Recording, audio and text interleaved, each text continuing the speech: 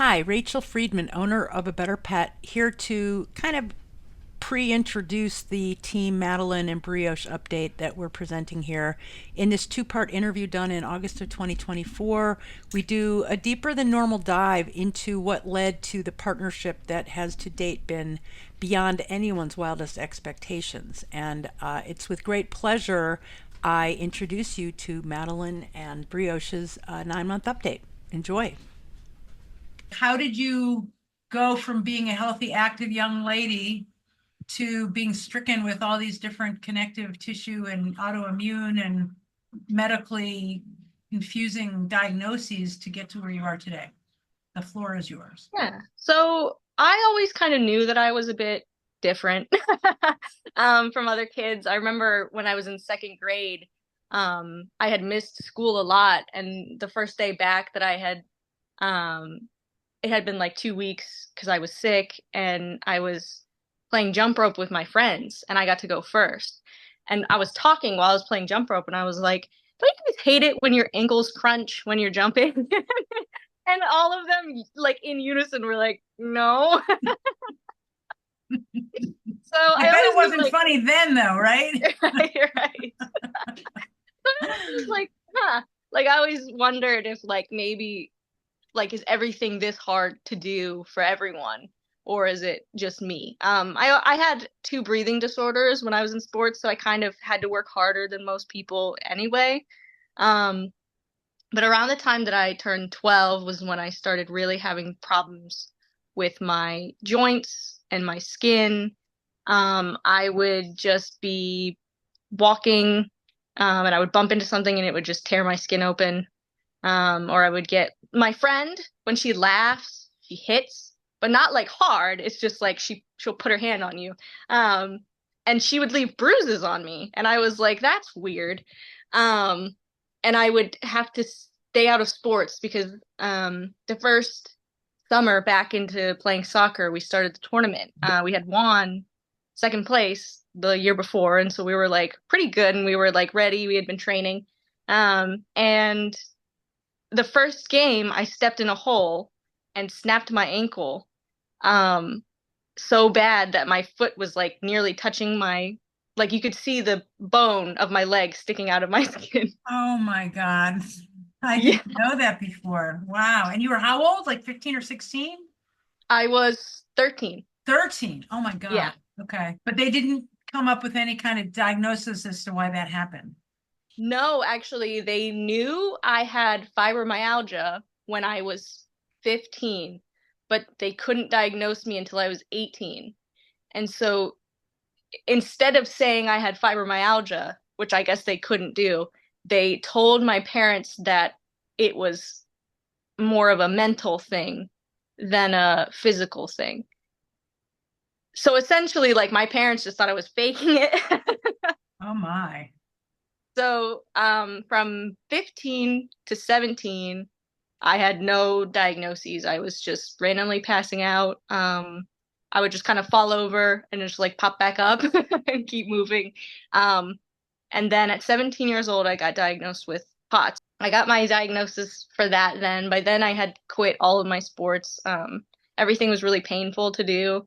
Um, I constantly, like, I would kick the ball and my ankle would come out of place immediately in soccer, or I would be in basketball and I would shoot and my wrist would come out, or, volleyball would just take my hands off of my body. Like, But would they um, pop back in?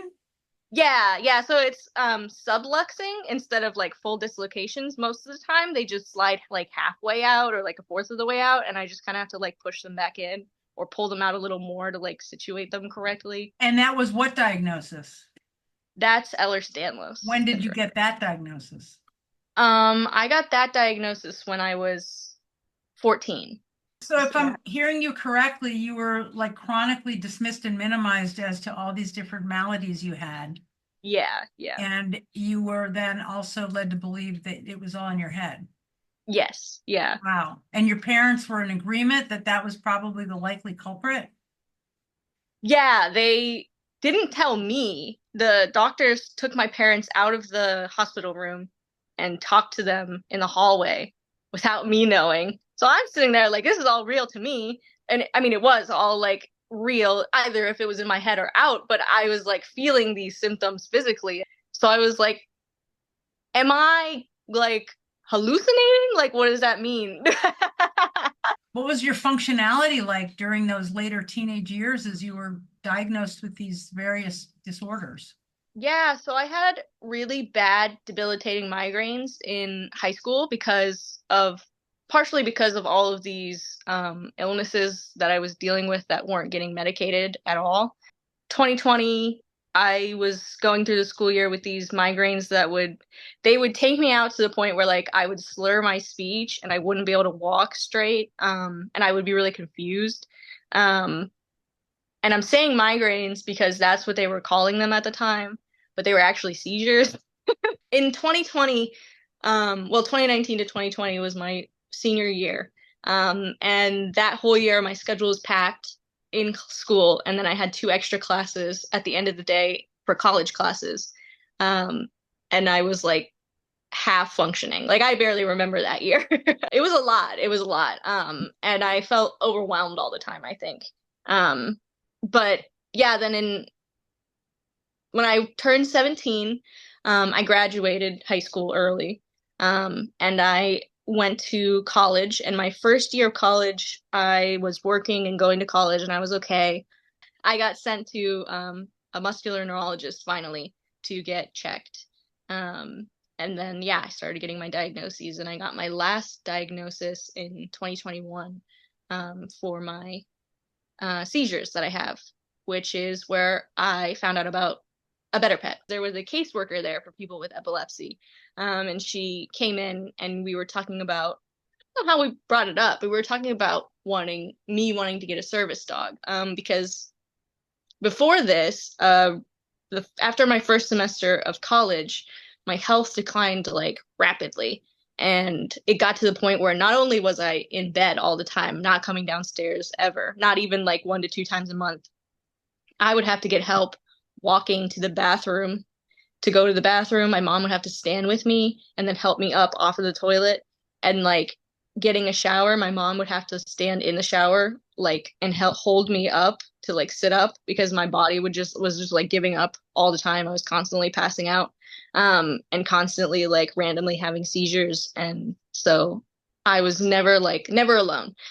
Somebody was always with me. Even in my room, like somebody would be coming in to check on me. So I guess maybe I would have like 30-minute intervals where I'd be by myself.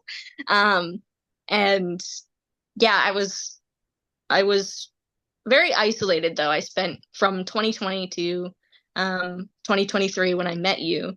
Um, I didn't go outside. I actually didn't even go into my backyard. I was in my room all the time, unless I had to go to the hospital for like an emergency or an appointment. I would be inside. I did school online and I talked to my friends online and I stayed in my room. I met this caseworker at the EMU, and she gave me a paper. She was like, I don't really do much with service animals, and I can only work with you for epilepsy. I can't work with you for all of your issues that you have. She gave me a packet on a better pet, and it just had a bunch of like information essentially from your website and then like a link. And I'm not really a paper reader, so I just looked at the link. And I went through and I like looked at I saw that there were new puppies. And I saw the website and I was watching the videos and stuff. And for about 5 years, I had been trying to figure out a way to get a service dog. At first, it was really hard because I just wanted one to like have with me because I guess I was getting too stressed and having all these issues from stress at the time is what I thought. And so I was like, we had a family dog, and I took a lot of comfort from snuggling with her and petting her and stuff. And I was like, if I had this all the time, maybe I wouldn't be getting weird episodes where I would be sick. So I spent a lot of time trying to find that, and that's really hard to get in for any place that I talked to. They were like, we don't really do that. And there was like one place that I found that was like in Michigan. They were like, you have to live here. And I was like, I don't live in Michigan. So, for like 2 years, I really just couldn't find anyone that would work with me. Um, and then I started looking for service dogs that would help with like mobility and stuff once I ended up in the hospital in 2019. Um, and I couldn't walk around well anymore. And I finally got the diagnosis for POTS in 2020, and we had kind of known in 2019 that that was what was wrong with me. Right. But we didn't have the diagnosis yet, but I wanted a dog that could help me with alerting because I didn't know it was going to happen ever. And I would just hit the floor. And a lot of times I would wake up like with my head upside down, and it would have been so long that like my pores were red from like blood pooling in my face. So like Wow. it was a situation where like I would hit my head and get a concussion like every week.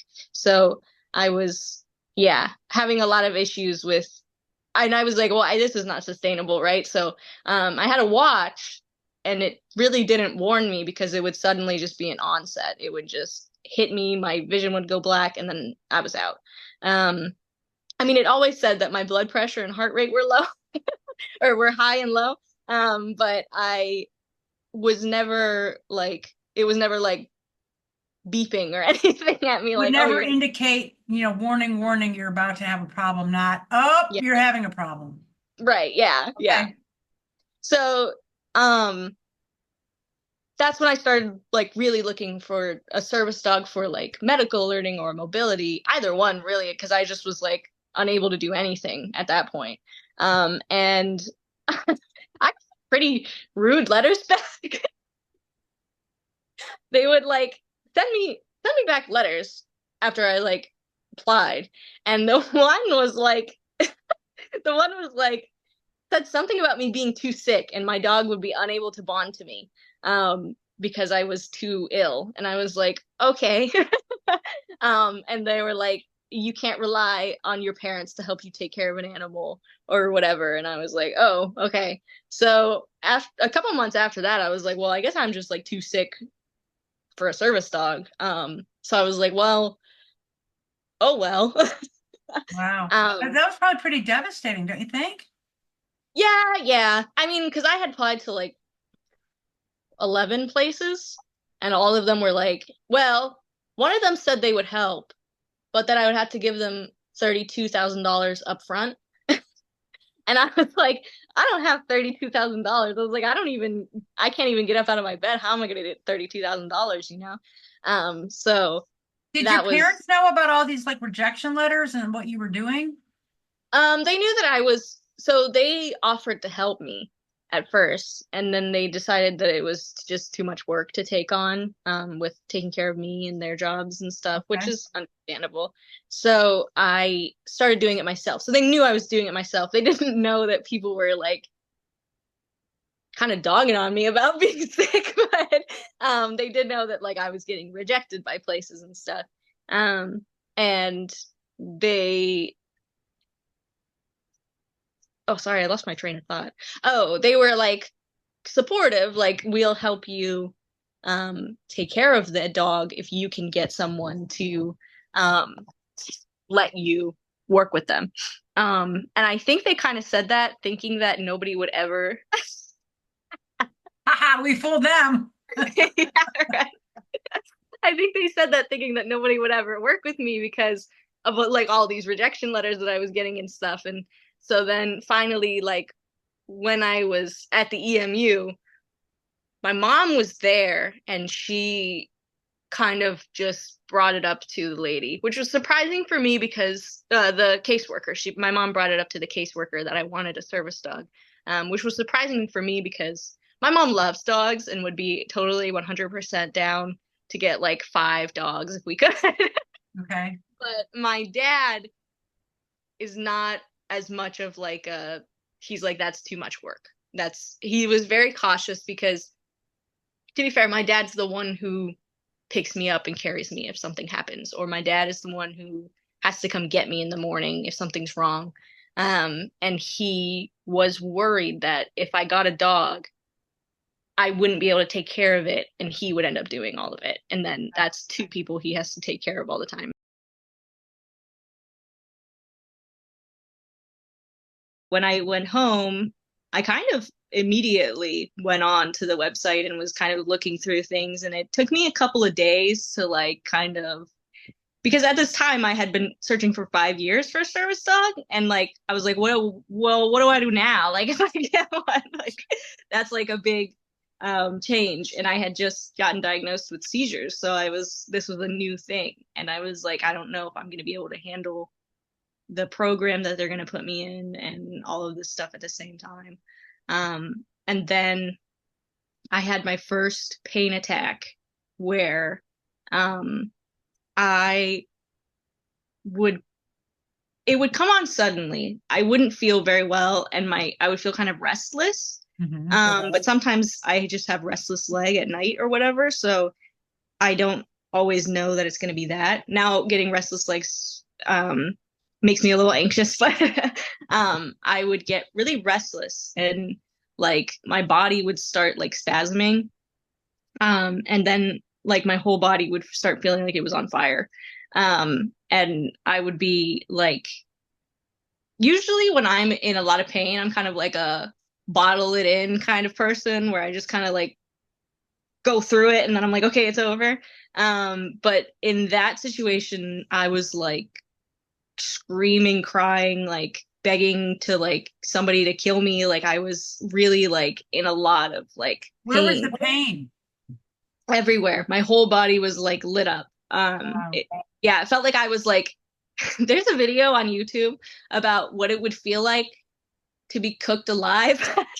Wow. And it kind of felt like that. Like I felt like my skin was like coming off of me. When I was a kid, used to have a humidifier at night because I had really bad asthma and really bad allergies. And it was one of those boiling ones. And as a kid, like I was really little, I just saw bubbles coming out, so I touched it, and burnt all the skin off of my finger. Like it just came off. And that's kind of how my whole body felt. Like I was, like it was raw. Like I had to. What were Sorry. they saying that was from? Like, what was that diagnosis? Well, they went to check for fibromyalgia and stuff, and they never really figured out what that's from. They thought maybe it's just a response to like all of the pain and stuff that I go through regularly that my body kind of cuts out, and that it just like freaks out suddenly, especially like if I go through something stressful. But yeah, so I just kind of have those sometimes. They don't really happen that often. I think I've only had like 7 since 2020. How many have you had since you got the dog? I haven't had any. None. Let's So note that. You haven't yeah. had any. Yeah. But at that point, right before that, or right after that, I had it alone. Nobody was like there the first time that I had one. And so I kind of like my head felt like a bag of water and I couldn't like get up or anything afterwards. And like my vision was just spinning and I was like, I'm gonna die. I was like really certain that I was gonna die. And I was like, I'm gonna die like alone in my room, like covered in Oh my God, sweat. Maddie, I'm so sorry. This is like, Well, yeah, I mean, it was okay. I didn't die, but well, you didn't, but you went through so much suffering and uncertainty and solitude and discomfort and pain. And I'm sorry. I mean, that's not a way to spend your teenage years. yeah, yeah, sometimes I'm like, wow, I wish I had been like able to go out and hang out with my friends after school or whatever. So then that's when I was like, I reached out and I was like, I don't know what I'm doing. But I just wanted to like check and see. I expected it to take a few years to find a dog or something, or to, even just like a puppy to start working with. Because I knew that there were puppies that had been born, but I was like, I don't know if there's going to be any that don't shed or if, they're already all taken because I was certain that if they're out, then people would be picking them up like really fast because it's really hard to find service dogs. Um, so yeah, that's when I decided to reach out. Um, I don't remember the woman that I talked to. I don't remember her name. I think it Nina. started. Okay, yeah, it started with a Z. I was like, but yeah, she was really nice, and so I felt a little bit better because she didn't like say I was too sick or whatever to work with a service dog because I didn't ever think of training one or like, well, working with someone to train one myself because I was like, well, if I'm too sick to even get a dog that's already trained, like, um, I was like, well, and then I probably won't be able to do the training myself. But yeah, I was like, I didn't really have much to lose, in my opinion. It was either like keep living the way I was, or maybe live with a little bit better circumstances. So at that point, I wasn't in school or working or anything. I didn't really have much going on. So I was like, I can devote all my time to this. Do you remember when you first contacted me? Yes. Yeah. When I messaged you, right? She was like, it's better to text than to email. And I was like, I don't check my emails either. No, but not me. Like when you filled out the contact form. Do you remember when that was? Oh, yeah, I think it was a week after I went to the EMU. I came out of the EMU. I had spent like looking at the website and then I filled it out. And I was like, I better just put that I'm really, really disabled so that everybody's aware. I was not hopeful. I was like, they're probably going to be like, this is going to be too much work for you. Go somewhere else. But I was like, I wouldn't want to go in and be like, do stuff. Well, I'm in looking at my notes. You first contacted me on September 3rd of 2023. Today's August 20th. So it's almost an anniversary. Yeah. And the puppies at that point were 1 month old. Yeah, they were big. You didn't actually talk to Xena until I'm sorry, November 28th-ish. Yeah. So that was 2.5 months. What was going Yeah. on in those 2.5 months? In those 2.5 months, I started going to get tested for MS and getting tested for what kind of fibromyalgia I have. I had to get like a lot of skin biopsies and nerve biopsies and stuff. I can't feel a needle prick me from my knees down. And so that's why they thought I had some kind of degenerative brain disease. And I was like, well, if I have MS, I probably shouldn't take on a dog. So I was like, I wasn't really checking my email. I was mostly just like worried that I was going to be like bedridden and, stuck, or like how long I would have to live if I did have something. And at this point, in the fall of 2023, you were making an appearance downstairs how many times a week? At that time, I would go down like 2 times a month. So for 28 out of an average 30 days a month, you were bedridden or in your room. Yeah.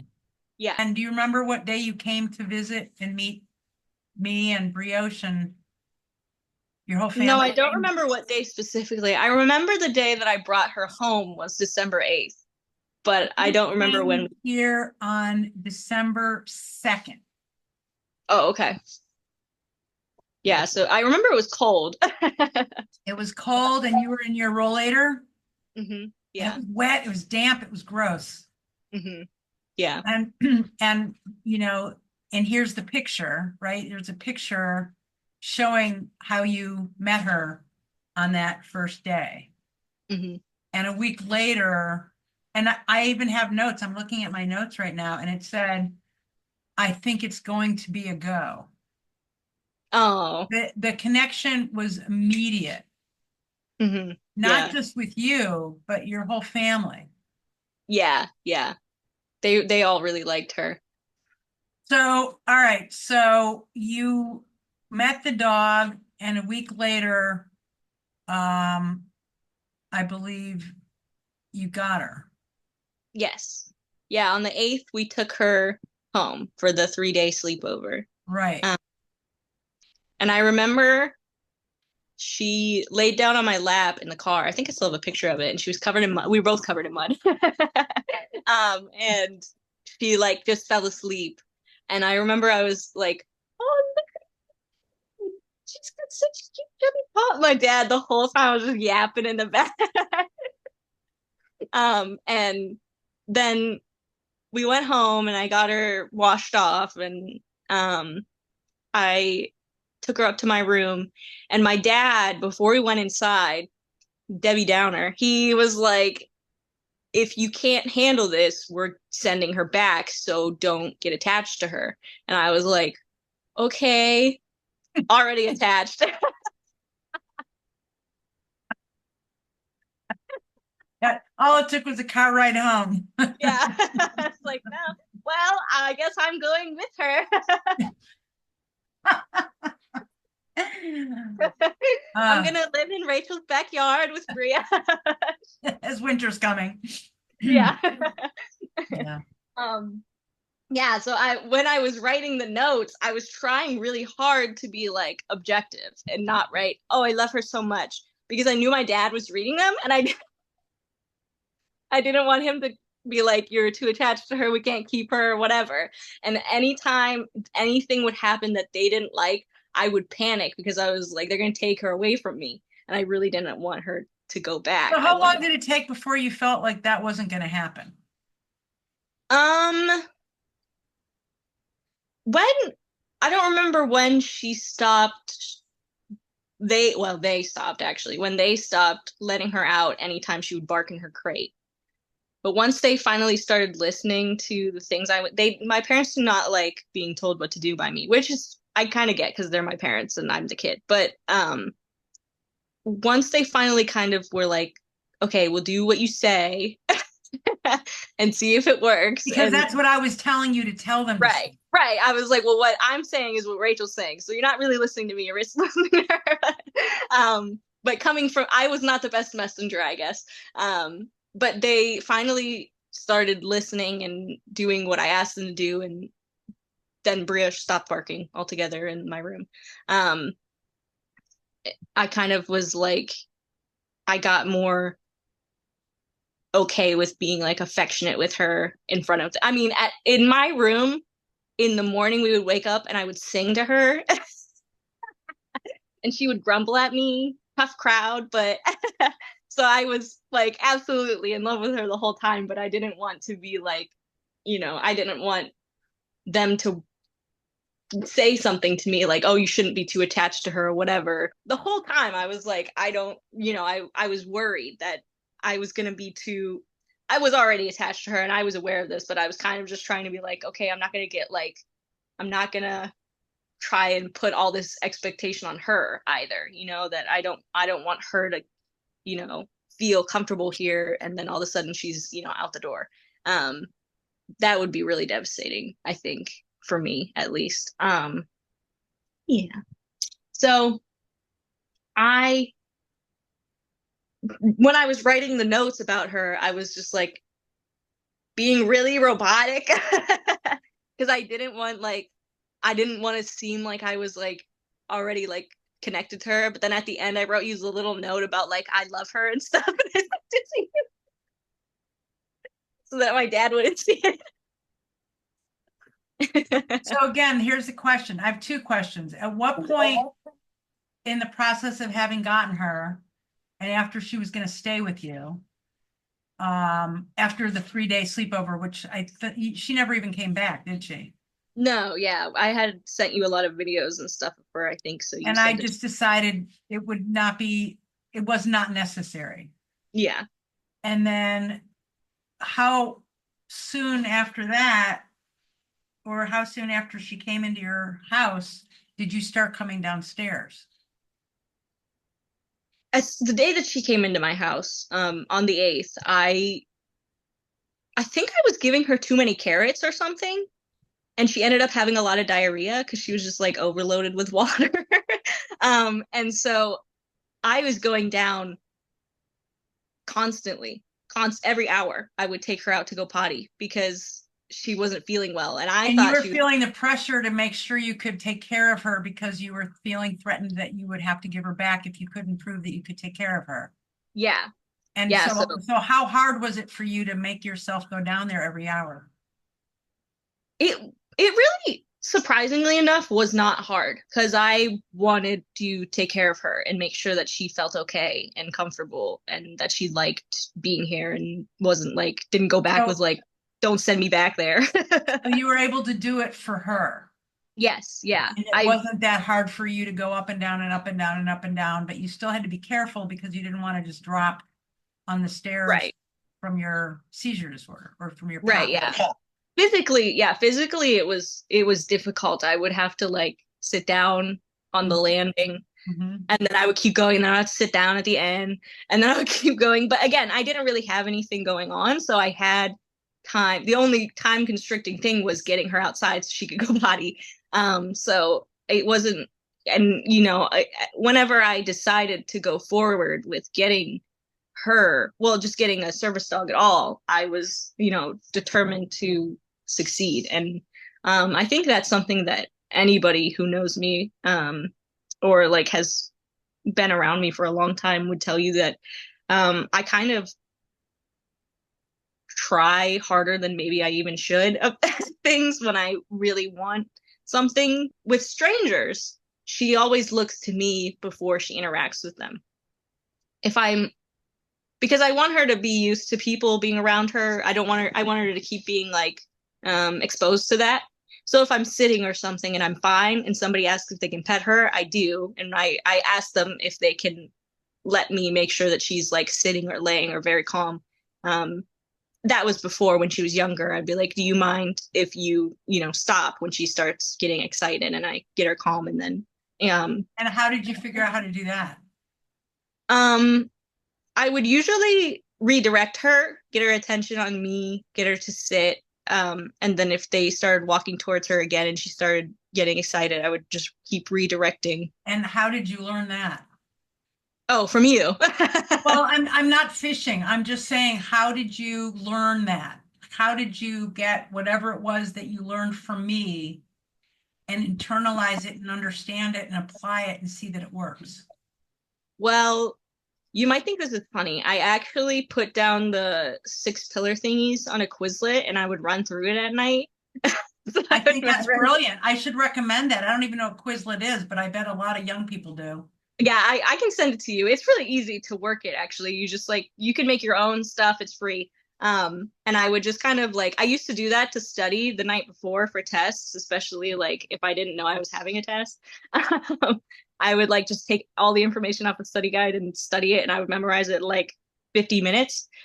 So I would run through it at night so that I could remember it, so that if I was in a situation where I didn't really know what to do, I could pause and be like picture in my head the little note card thingies. I would run through the little here you go.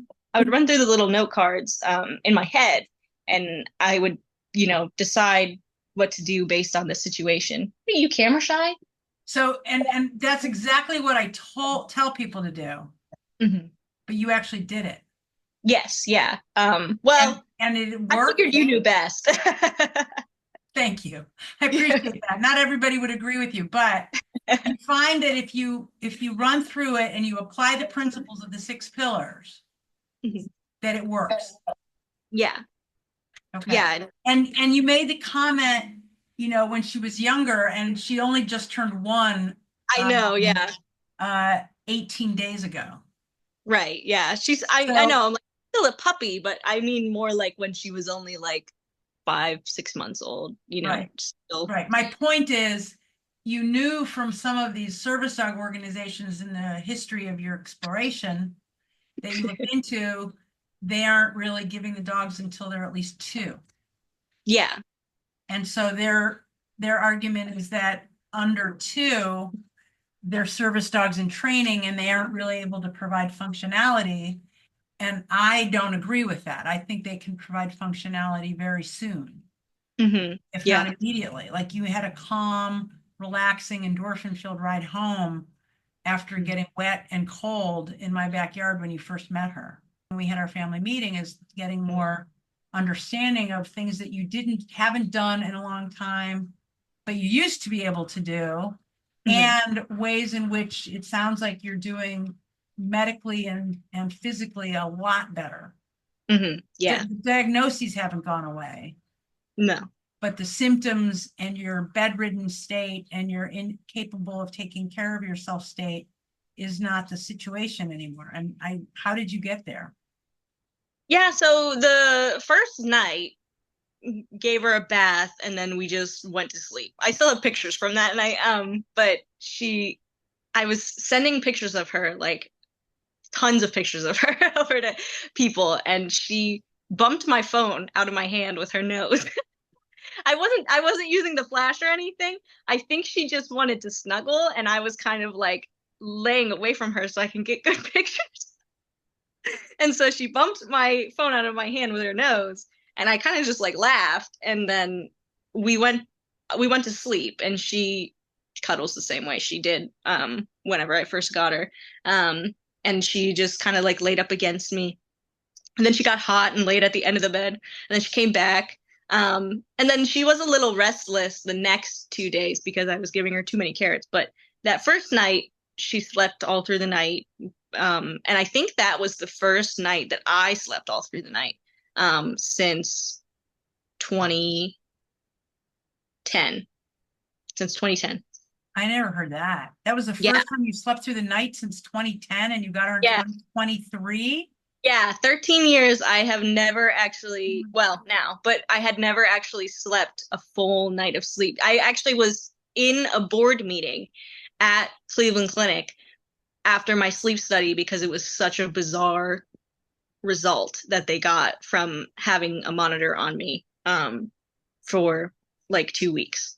So I hadn't I had not slept a whole night for 13 years. Um, Wow.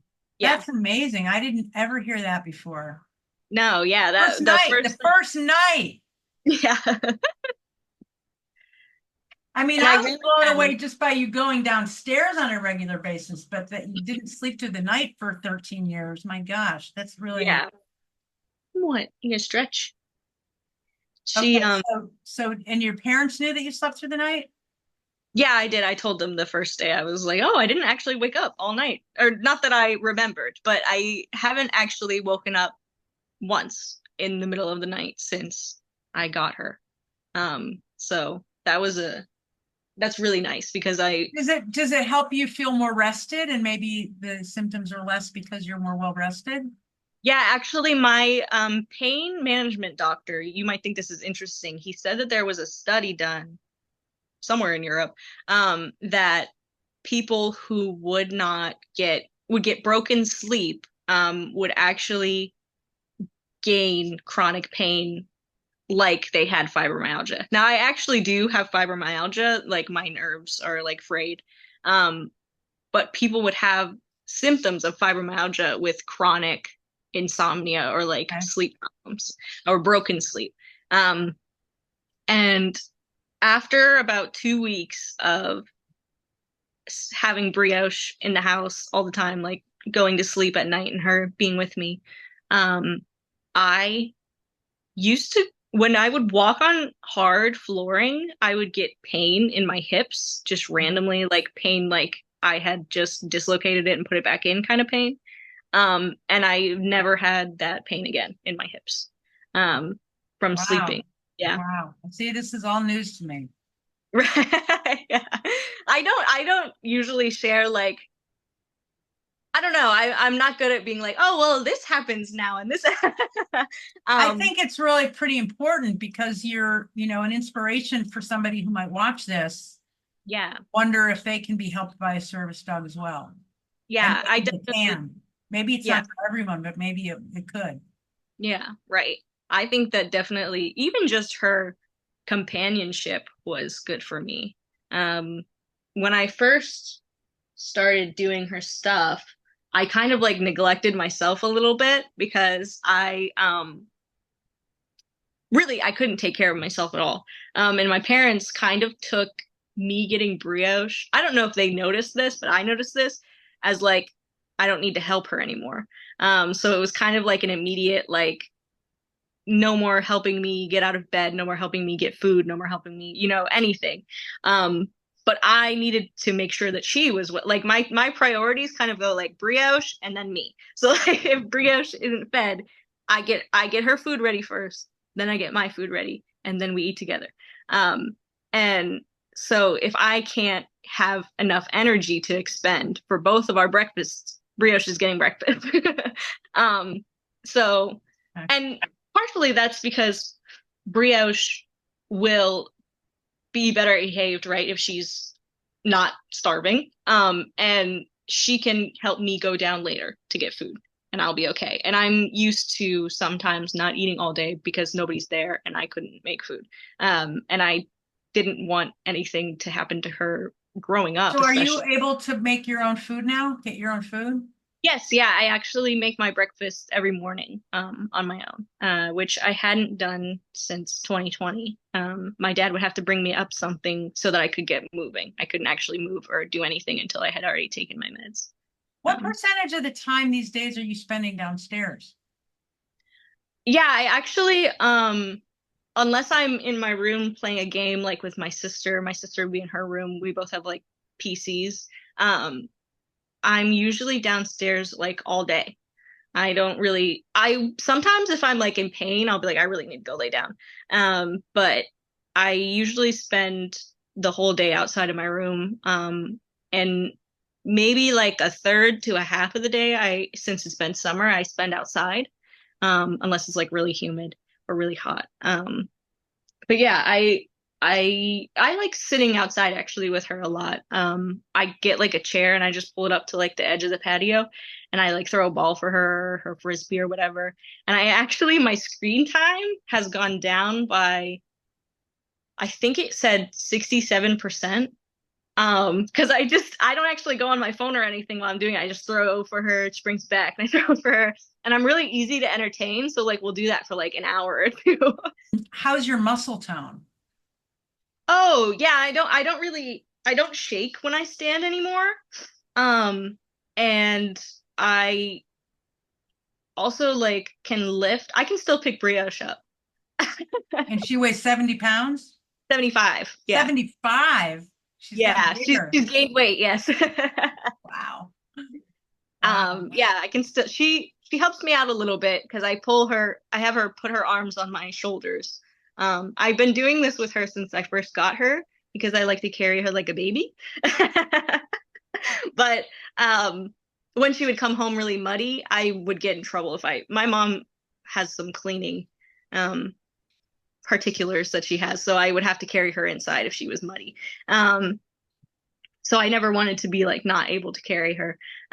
So I would lift her every day, even though she was growing really rapidly. And Well, so you I were can adding weight at the same rate she was growing bigger. right, yeah, yeah. So I was picking her up, and that's why I gained 10 pounds in like 3 weeks. Um, Muscle. yeah, because I was going up and down the stairs still all the time, well, like 5 times a day. And then I was um picking her up and, moving her around and stuff. And I would pick her up and set her down and stuff like whenever I would do her little spa days and stuff. Oh, but Um, the muscle tone, yeah.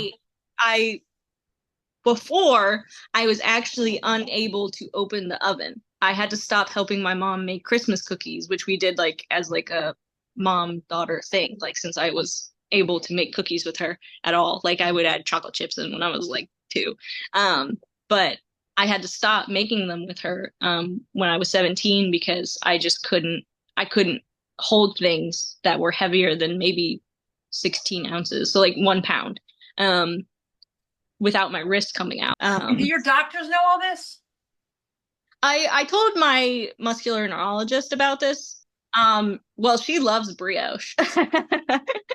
she has a lot of clients, I guess, that have service dogs because she works with a lot of people with POTS.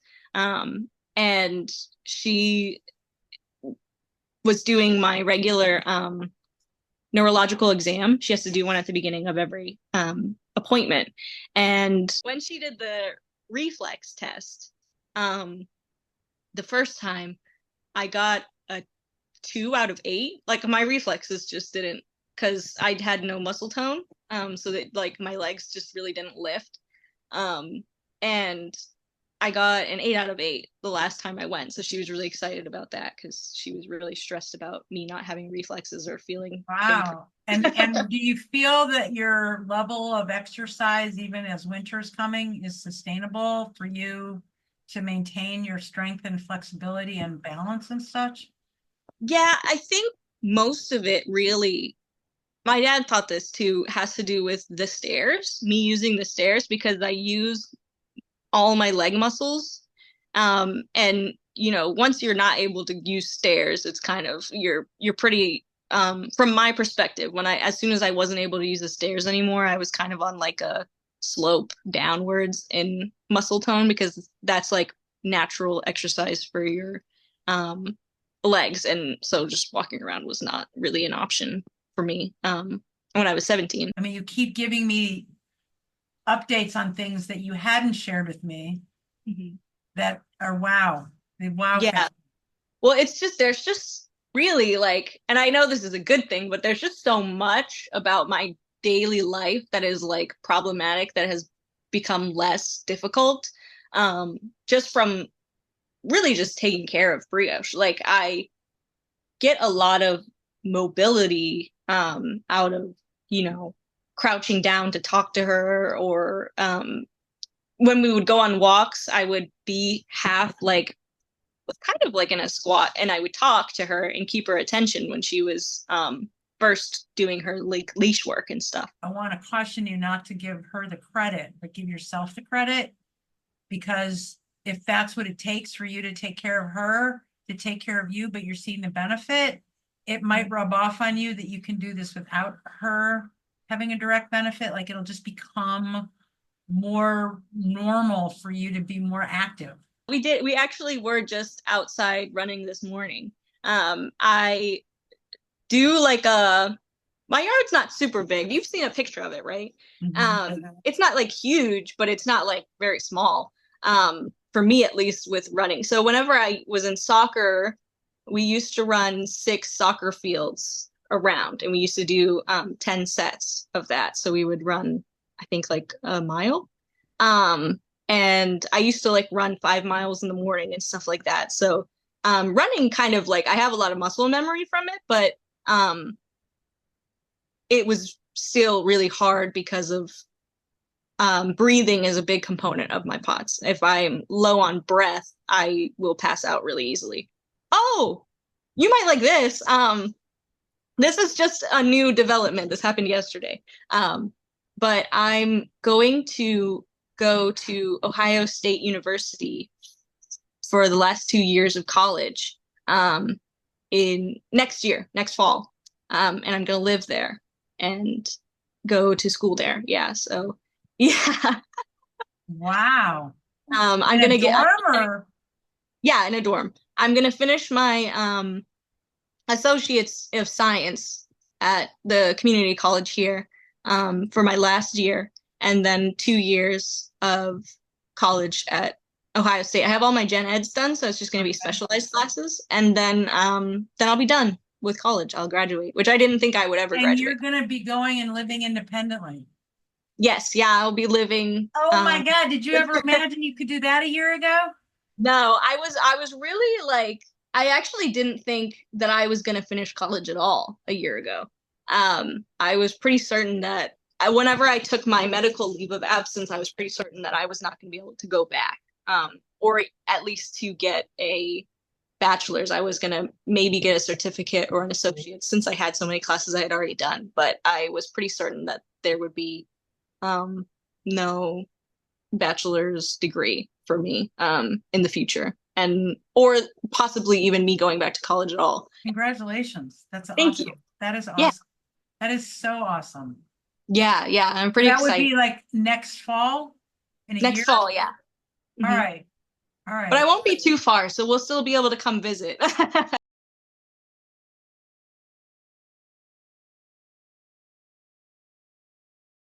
Truffle, I believe, is going to be very much along the lines of what Brioche can do.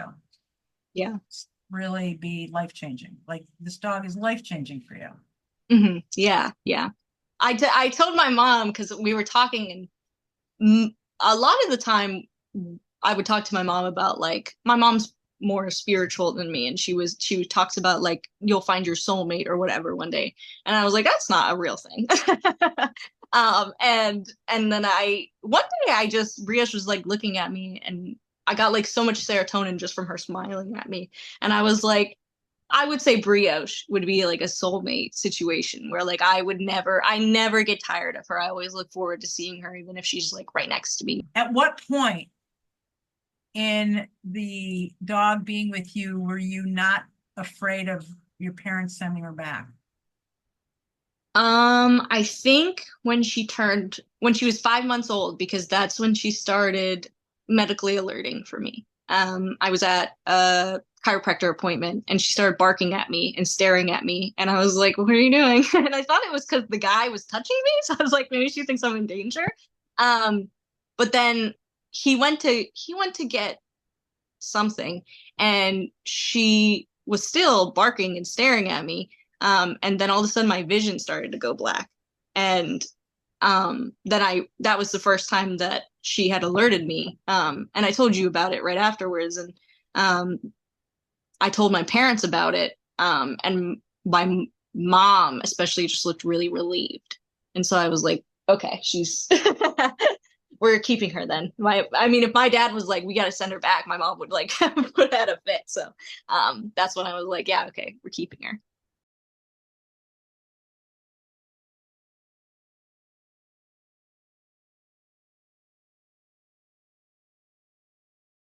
This is part two of your interview. It's now August 27th at 3:25 p.m.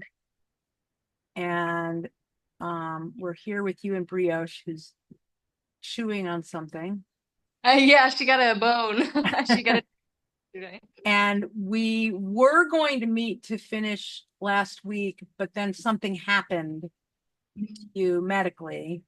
And you just before we started recording shared something that I said, whoa, we have to get this on because it really falls under that umbrella of the functionality piece of a service dog is, in my experience, predicated more on developing the relationship with the dog.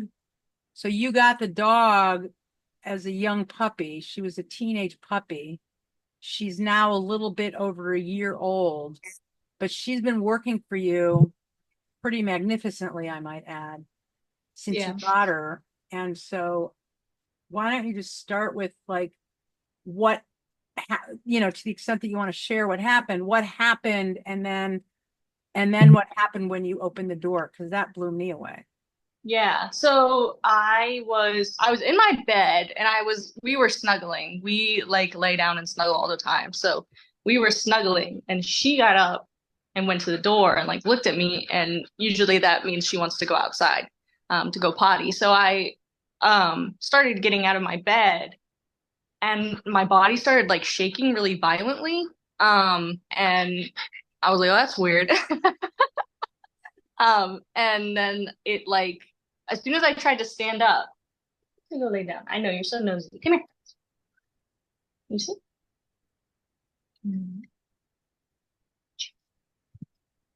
Um, so um as soon as I went to stand up, my like legs kind of gave out on me. And they kind of like bent, like all my joints bent. And I couldn't like they were stuck that way. I couldn't unstick them. Sit this way.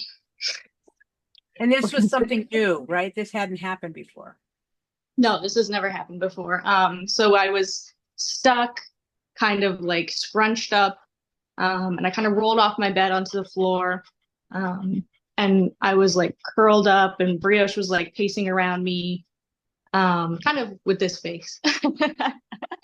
And then eventually I got to the door to open it. Wait, And before you go, I just want to make sure she wasn't barking or anything. She was just kind of walking around you and kind of maybe yeah, in hindsight, was she at all directing you to the door, or you were heading to the door because she indicated she wanted to go to the door, which to you is a signal she wants to go outside? um, I was going to the door because she indicated, but she could have been guiding me. I just know that she was like walking around me. She did keep going back to the door. Um, so she might have been taking me there. Yeah. But Um, again, in hindsight, it wasn't really so much that she needed to go out and pee. She just no. wanted to get out the door. Right, yeah. Okay. She ended up, you don't want to be on camera. She ended up not wanting to go potty at all, actually. When I opened the door, she went to get my mom. And when I'm in trouble or if I have something wrong with me, she goes to my mom. Um, she can reach my mom's hand when my mom is standing or sitting or whatever. She always has access to her hand. And she will grab it with her mouth, like real light. She doesn't hurt her or anything. And she pulls her. There she is. She pulls her in my direction, wherever I am. So one time I was standing and she kept bumping me into the wall. And I wasn't really paying attention. I was talking with my sister. And she kept bumping me, and then she walked away and she grabbed my mom. And as soon as she brought my mom over, I started feeling like dizzy. And then I sat down, my mom got me seated and stuff. And usually if she's pushing me against the wall, it's because I'm supposed to be sitting down, but I was already against the wall, so I don't know if she knew what to do because I wasn't paying attention. But yeah, so she grabs my mom. So she brought her from her office, which is downstairs. So she went downstairs, she grabbed my mom's hand and like guided her back up to me where my room was, by her hand to come get me. Wow. And Yeah. then your mom comes up. What does she do when your mom and or if it's someone else like your dad or somebody, what does she do after they get to you? Does she Once stay once back they get or me, she puts her face right in my face. okay? And once they actually like get down to my level or whatever, then she will back off. She'll sit down or she'll um pace in circles while she's waiting. She doesn't really get in their way. She just mostly just stays nearby to make sure everything's going good. And yeah, she usually, if it's my dad, he's kind of tall, so he's hard to he's hard to grab. She will. One time I get random nausea spells from my pots, and I had to throw up randomly all of a sudden. And I ran to the bathroom. She followed me in, and I was like vomiting in the toilet, and she was like next to me, and I called my dad, and he started coming upstairs. And then as soon as she heard him coming upstairs, she waited at the basement door. And as soon as he opened the door, she was like circling around him and going to me and circling around him and going to me, which is usually what she does with everyone else. With my mom, she'll grab her, but yeah, she'll circle everyone else and guide them to where I am. Yeah, so she's a So at helper. the time this event happened, your mother had no idea. That I was And in that you trouble. hadn't texted her or even had the ability, maybe? Were your hands working or was everything just really scrunched up? Everything was, Oh yeah. my gosh, Madalyn. Oh my, Yeah, yeah. I couldn't really grab anything because my fingers were all curled inward. I actually, this one got stuck like in here, and I like dislocated the top part of my finger because everything is just like really stuck wow. in.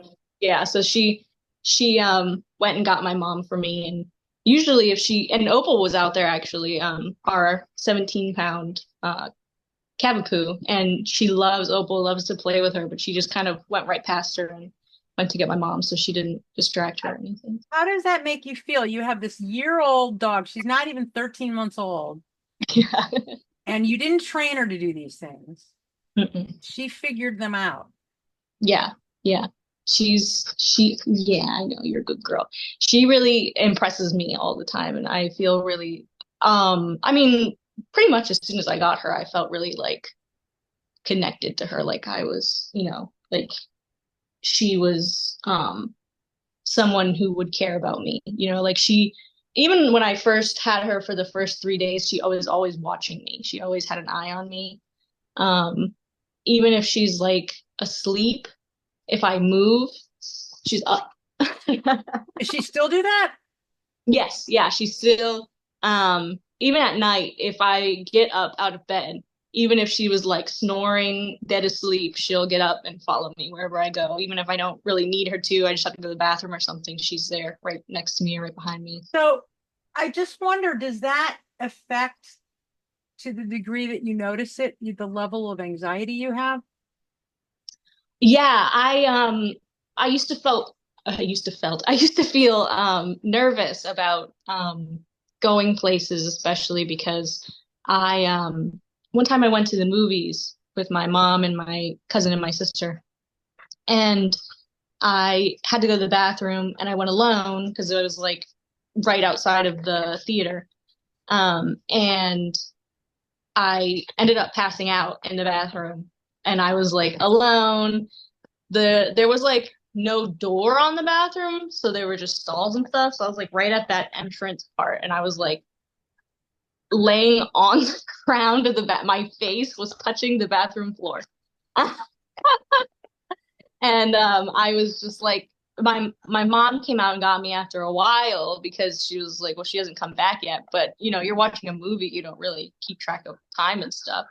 And it's really, for me at least, like it's a bother to ask people to come with me. And I know that like it's for safety reasons and stuff, but if you're in the middle of a movie and you have to have an entourage just to go to the bathroom, Have you gone to a movie with her since you got her? yes, yeah, I did. I went with her once right at the beginning because we have a movie theater place that's like pretty empty most of the time. We go and see like older movies that have been out for a while, and there were like maybe two other people in there. And she did really well. And then these two people came in, and all you could see were their silhouettes. And they were just like they were really tall and like they were talking really loud, and she was not a fan. And but we stepped out, and then afterwards she was okay. She realized that they were people, not shadow monsters. Do you feel that your overall level of anxiety with respect to your medical challenges has lowered from having her around you all the time? Yeah, I used to have to take one Atarax every morning. I have they're like emergency anxiety meds. And they turned into like you take two more in an emergency instead of just this one every morning. Or I be able to relax like physically even. So I went from doing that to I didn't really notice that I had gone a month without them in my thing. I guess we ran out of them. I had some like withdrawal symptoms, but I was like maybe I'm just like I haven't been able to pick one up from the pharmacy or something. But no, my mom had forgotten to fill the top ones with my anxiety meds, so I hadn't been taking them for a month, and I didn't really notice And are you because taking them again or are you not taking them? no, I'm not taking them right now. Wow. I'm starting school today. Well, it started yesterday, but I have an in-person class. I haven't been in person in college since 2021. So we'll see how it goes. It's 3 hours. Um, so I'm kind of just throwing myself in the deep end. When I first found out that I was going to have to take um, an in-person class, no matter what, I immediately felt three things. I felt like I was going to cry, like I was going to vomit, and like I really needed to like squeeze brioche. And I was very anxious. I didn't want to do it. I would like wake up and my eyes would just water, and I was really stressed. just thinking about it, especially because they're all like 3 hours. So it's a class and then a 2 hour lab, but it's all together. And I can't like sit up for very long most days anyway. Now on good days, I could sit up for 3 hours or whatever if I needed to, but I haven't been in public in a long time. And I'm not really worried about Brioche. She does really great in public. Everybody loves her that meets her. She's never ever caused me any problems. Well, She no, puts up. I'm not really concerned about that. I'm really more speaking to the degree to which she's going to mitigate your anxiety about school. We know we touched on Yeah. that at the end of the semester before summer happened. And Yeah. we talked about how much anxiety you have about school. Yeah, I do. I did take like an anxiety med, and I was like, if I have to leave for some reason, I have to leave. It's just about being able to be there and be present despite the fact that I'm sitting or standing and my body thinks I'm bleeding out. It's really, really hard with my POTS for me to focus for a very long time. Well, you mentioned that after your water eyes and your anxiety and you squeezed Brioche, that made you feel better. Yes, yeah, she did. She in school before she would close my laptop while I was doing schoolwork. And I would notice I have it's that skin picking disorder where you just like even in my sleep like I literally just like skin myself with my own nails. And I won't even notice I'm doing it. And then all of a sudden there'll be like cuts all over my face or blisters or whatever. And that's a symptom of your anxiety. Yeah. And Brioche would close my laptop and I would notice that I was like picking at something. And so then I would like push it aside and we'd take a break and I'd pet her and take her out to go potty or whatever. And then after a couple minutes, I would go back and finish whatever I was doing. And one time I did end up submitting something late, which was like a huge stressor for me before, but I was like, I think I needed to turn it in late because I had a lot of, it wasn't that I was like procrastinating, I just had a lot of assignments. I had 4 essays that week and I had been working on them, but I was having a rough week too. And I was really like trying to get this submitted and I could have, Brioche closed my computer, but I could have just opened it back up and finished it on time and done it. But, I kind of, I don't know, sometimes I look at her and I'm like, nothing should be that serious, With Brioche, nothing's that serious. Look at her face. She's pretty amazing. Yeah, she's pretty amazing. I mean, she's even more amazing than I knew as we've been talking this second time in the last week. Yeah. You haven't really shared all this stuff with me before. It's always interesting how people often only share the troubled stuff, which makes me think they're having so many struggles. And then they have a conversation and I'm like, holy moly, why did you not share this amazing stuff that your dog is doing for you? I mean, the going and getting your mother and putting her mouth on her hand gently to pull her towards you. Mm-hmm. And your mom, recognizing that Brioche is giving her the security to feel more comfortable with you, developing a little more independence. I mean, I think it's a kind of two-way street. I would like to maybe discuss a way to help you lessen the anxiety you have about this college stuff. But I was very glad to hear that when she shuts your laptop, even though there's a pressure for a deadline, you recognize that you're not normal now. You've got a lot of unbelievably challenging medical issues, but you're persevering and the change, you went from beginning before you got her to coming downstairs twice a month at best to running with your dog. And I'd like you to just share a little bit about the evolution of that, like the timeline, to just speak to what you are able to do. that you weren't doing before you met her? Yeah, I would say a lot of stuff really. Um I would like in the morning I used to not pee all day until like 11 p.m. Then I would go to the bathroom and I would do that once a day because I couldn't get up. And I hate asking people to help me go somewhere or whatever. It wasn't necessarily that I was being treated as though I was a bother. It was more so that I just don't like asking for help in situations like that repeatedly. And so now I don't actually feel the need to go to the bathroom ever. And I had talked to um my physician about it, and he was like, well, you keep only peeing once a day, your kidneys will fail or whatever. And I was like, yeah, probably. I should probably figure that out. So, but Brioche pees like 4 or 5 times a day. And mostly it's just because she wants to go out and play frisbee. But I take her out like 4 or 5 times a day now. I used to take her out twice or no, 3 times a day. I used to take her out 3 times a day to go potty. But now we go out and we do like a lot of stuff together outside. Besides her going potty. But whenever she goes to the bathroom or I had to refill her water, I would get water for myself or I would go to the bathroom at the same time as her.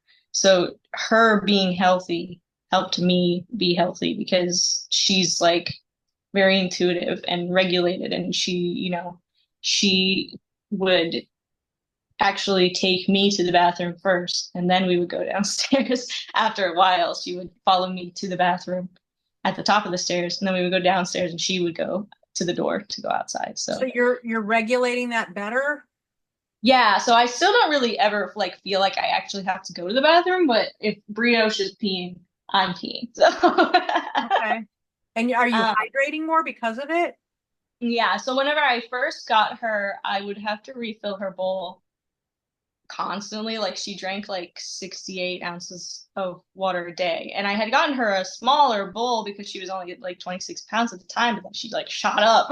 She's really big now. So I would have to keep refilling it. And so every time I would get her water, I would get me water. And so we'd get like about the size of a smart water she would drink. She's more relaxed about it now, but that might be because I got her one with like a huge tank. But I still when I hear her drinking, I get thirsty for water now. So I Wow. Pavloved myself, I think. Wow. Wow. Wow. Yeah. Wow. Wow. It's just all so really amazing to hear. Yeah. So I think that's the biggest thing that helped me is how linked we are and stuff. Like things that have to do with brioche also circle back around to me. If I'm feeding brioche breakfast, I'm going down to get my own breakfast too. And I wouldn't have as much motivation to feed myself if it weren't for her. So now you're Um, feeding yourself. mhm, You're downstairs multiple times a day. mhm. You're planning, I'm going to ask you this. I don't know if you've been thinking about this, but you're planning, regardless of how much homework you have, you're going to maintain that schedule because of Yeah. gives you the balance and maybe helps you with your symptoms as well. Yeah, yeah. I was planning on finishing my schoolwork up outside if I could while she played, since we have the gazebo, so it would be more time for both of us outside, which I think is good for us. I haven't gotten a lot of fresh air in the past 4 or 5 years, so So overall, your anxiety is less than it used to be. yeah, Like yeah. if you were to put it on like a 1 to 10 scale, what like 10 is horrible and one, or no, let's do 1 is horrible, 10 is good. Yeah. On a typical day, I would say I don't have much anxiety at all. So, most of the time, especially since I had been out of school, I would say I sit at around like an 8 to a 10, Okay. with anxiety. And then, when I found out about school and stuff, it really dropped. Like I was constantly having like random mini panic attacks and stuff. So probably like a 1. But I kind of utilized her presence of being like carefree and, everything's fine, whatever happens, happens. She doesn't know what school is. She doesn't know, you know. And let me also just say that it's not just Brioche. You are recognizing things like she helps you to understand balance and flexibility and strength. And those are the things that we all need to carry on through life to get through the inevitable challenges that we all have to face. You've been struck with a lot of different challenges at a very young age that have made you very dependent. And I hear you. I'm a very independent person too. And when I've had situations in my own life where I needed to count on other people to help me, it was frustrating. It's like, I got to get better. I don't want this. I want to be Right. So I wouldn't count out that you can't do these dreams you have. I think working on the anxiety, which it sounds like if you're telling me that other than this glitch with the school that's been resolved a little bit by Brioche, when you went from an 8 to a 10, no anxiety, to a little bit because school is still one of those things that pushes you. But I'm hoping that the wisdom of this young dog will wash off and you won't be as stressed at school and you might have greater energy, or the accommodations person will come up with a seating system for you that will, not put you at health risk for this. And you'll see what happens with your neurologist and at the next time. I mean, I don't know, are there many people who have all these combination medical challenges that you have, or are you really an anomaly? In some parts, I am an anomaly, but oftentimes Ehlers-Danlos and POTS do go together. Right, but you don't just have Ehlers-Danlos and POTS. You have the seizure disorder. Yeah, that's not as common. No, it happens with people who have chronic illnesses sometimes, but it typically happens with, like the lady said, it usually stems from like severe trauma 10 years prior, like to the point of like people who have like PTSD from war and stuff. So if you go through something like pretty violent, and then you also have lasting physical effects either from the situation or just in general in your life, then it comes back and your brain's like, hey, remember this? No? Oh, well, what I wanted to say about school, I went from this like point of like not knowing what I was going to do with it, not knowing what the point even was for school if it wasn't like to do well in your class or whatever. And to, my life importance is not only, but mostly Brioche. It's mostly, whenever I think about things that I want to do in the future, she's always involved. She's always in my, whatever vision I have. And so I was like, well, getting an A doesn't mean that, or getting an A or a C is the same, if Brioche is there for whatever I'm doing, so it's not as important to me to be successful academically with like A's and B's and stuff, because Brioche doesn't care if I get an A or a B, Or a C or a D or a pass fail, and you fail because whatever. No, she doesn't. And I'm telling you, it doesn't matter what your grades are. It matters how you pull it all together and move forward in life while finding balance, strength, and flexibility. And I'm also a really big believer in recognizing what you can control and what you can't control. And the more we can let go of those things we believe we can control, but we can't, the less reason we have to be anxious. But that's really a hard lesson to learn. I mean, I don't even know. Do you know the things you can and can't control? Yeah, I've had to work with that a lot with my illnesses and stuff, especially my seizures, because I would get a lot of embarrassment from having a seizure in public. I'm very like socially conscious. I don't like people to notice me, which is funny because when people notice Brioche, I don't care. I'm like, oh yes, look at my dog, my beautiful dog. But I'm like, don't look at me though. But see that you're now engaging in dialogue with people as using your dog as the bridge for connection. And before you were so isolated. I mean, you were alone in your room by yourself. Now you're never alone. No, yeah. I think that's a really nice part about having Brioche is that she, even if she's like not next to me, her presence is always there. I always know where she is or what what And she's she doing. knows where you are too. I think you could be an awesome mentor for somebody who's starting out with one of the dogs. So I don't know who's going to get little Truffle yet, but I think that it would be great to maybe find somebody that can be like a coach or share of things. And since I think Truffle and Brioche are like very much alike, was that something that might interest you if I find somebody for whom having a person that's familiar would be okay? Yeah. Yeah, that's totally fine. It just, you're so good at kind of like sharing and learning. I mean, and you're learning lessons from your dog. And Yeah. your medical team may have been trying to help you for years, but you don't hear them as much as you hear it from the dog. Yeah. Well, I think sometimes it gets lost in do yoga or I'm like, yeah, right, but can you help me some other way? And Brioche was like, well, just get over it. And I don't know why that gets through to me easier. Well, because she's cute and she's like so focused on you and she's not distracted by other things. She's like into you. And and as we shared, we didn't know how big she was going to be, but I think her size is perfect for everything she's doing for you. Yeah, I'm really glad that she she walks past me sometimes when I feel kind of like I don't feel well, and she'll have warned me and I'll be like, I'm okay. Because sometimes I have these points where my heart rate goes up, but I'm not going to pass out. And I do know when that's happening, I can feel that physically, the difference.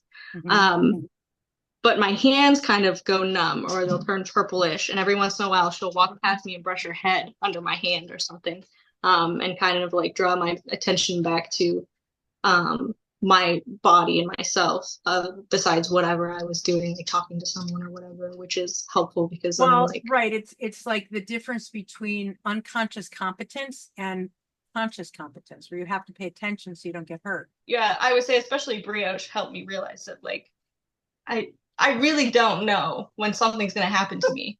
And I really can't control, even if I'm trying my best to do everything the doctors are asking me to, I could still have a bad week. And that's, not my fault. And I can't control that. And so she kind of helps me with that as well as like taking breaks. Like I'm not going to do this. I know I could do it if I pushed myself, but I don't want to push myself because I'm going to get sick if I do. So she usually, like a lot of things, I think I have learned from her. You're right. I mean, this is why I do what I do.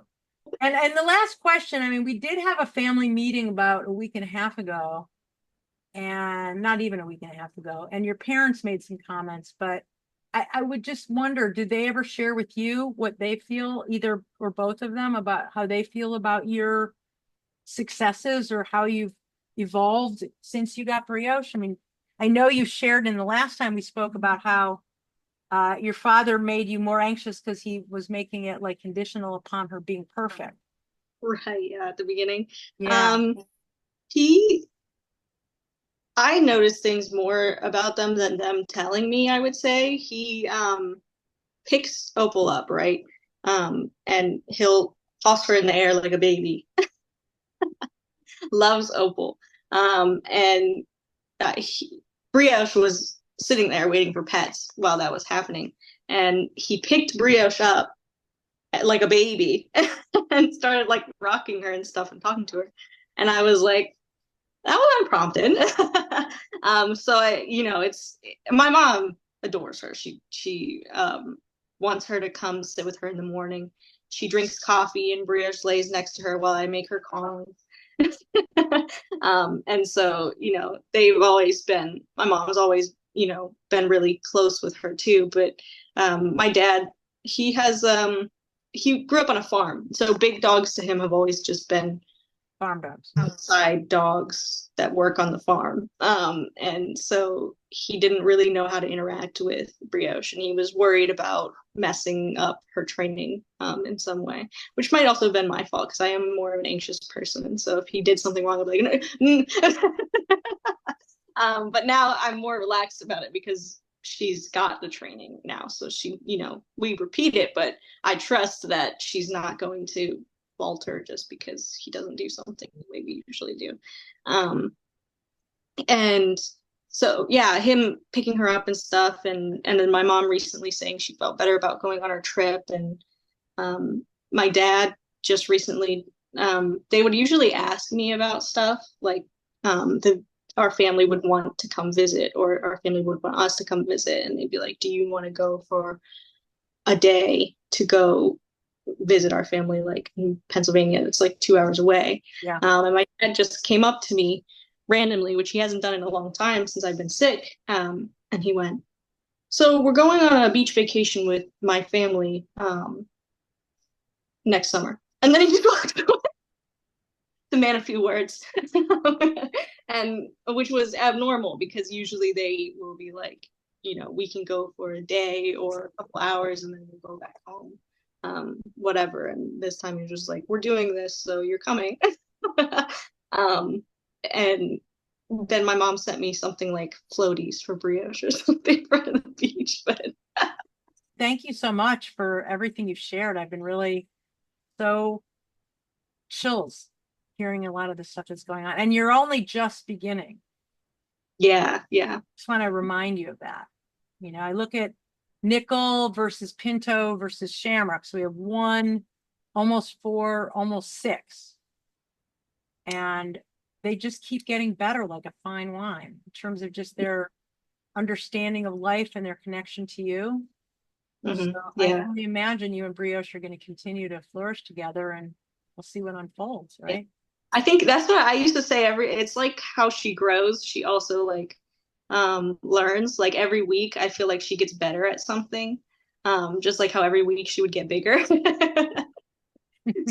Well, birth to 1, they're usually growing up, and then 1 to 2, they're growing out, like they're thickening, and then by the time they're 2 at this size, they'd be considered an adult.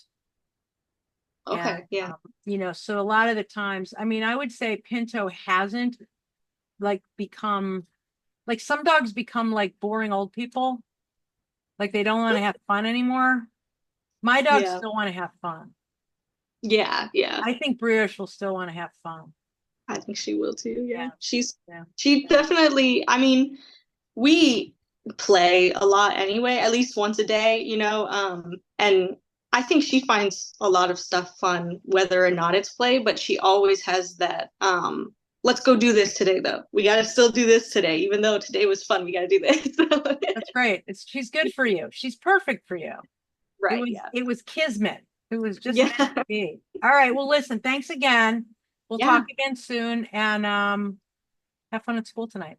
Yeah, thank you. All right. Ciao. Bye.